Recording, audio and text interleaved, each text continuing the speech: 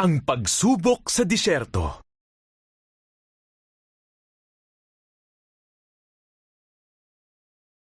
Dinala ng Espiritu ng Diyos si Jesus sa disyerto. Wala siyang kinain sa loob ng 40 araw at gabi. Pagkatapos noon, si Jesus ay gutom na gutom.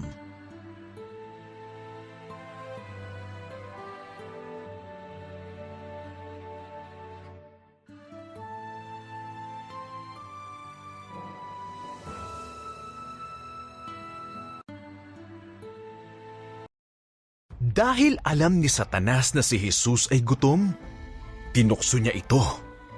Tinuro niya ang isang bato at sinabi, "Kung ikaw nga ang anak ng Diyos, sabihan mo ang mga batong ito na maging tinapay."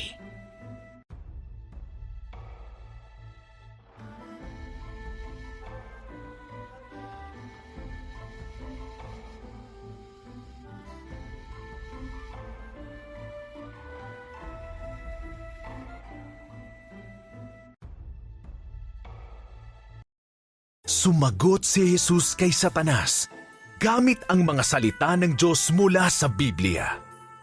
Hindi lamang sa tinapay nabubuhay ang tao. Sabi niya, nabubuhay din sila sa salita ng Diyos.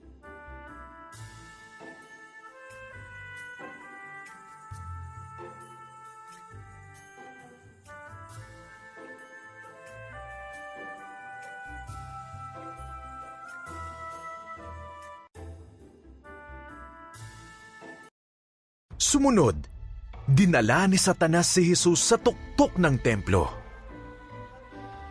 "Kung ikaw nga ang anak ng Diyos, tumalong ka! Sinasabi sa kasulatan na ililigtas ka ng mga anghel ng Diyos!"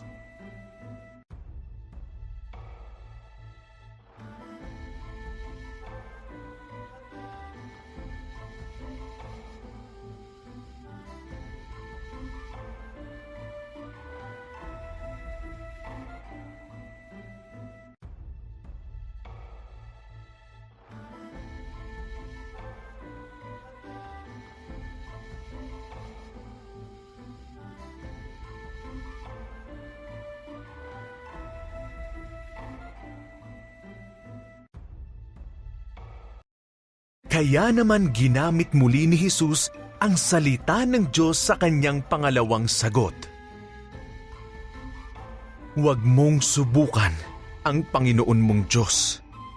Sabi niya, gamit muli ang mga salita mula sa Biblia.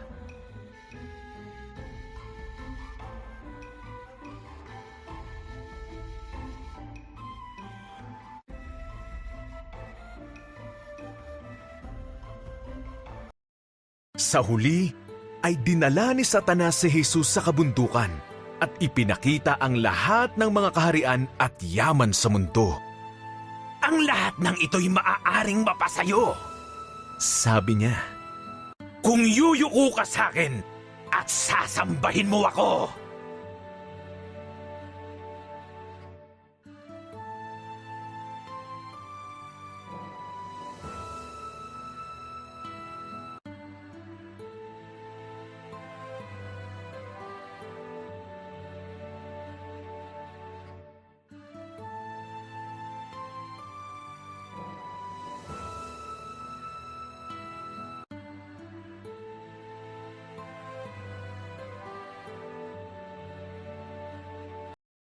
"Lumayas ka, Satanas!"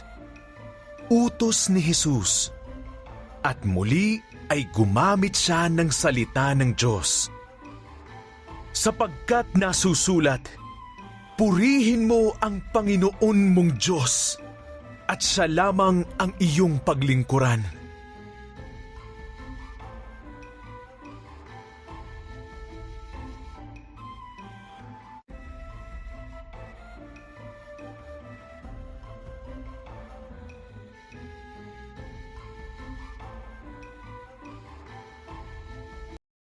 Sa sandali na sinabi yun ni Jesus, iniwan siya ni Satanas.